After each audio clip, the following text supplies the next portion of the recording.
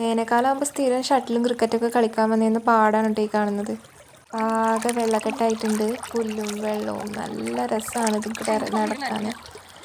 ഞങ്ങൾ ഞായറാഴ്ചയായിട്ട് വെറുതെ ഇരിക്കേണ്ടതെന്ന്, മഴക്കാലമാണെന്ന് വെച്ചാൽ നമുക്ക് ചടച്ചുകൂടി പറ്റില്ല. അപ്പം ഞവിഞ്ഞ് വെറുക്കാമെന്ന് വെച്ച് ഇറങ്ങിയതാണ്.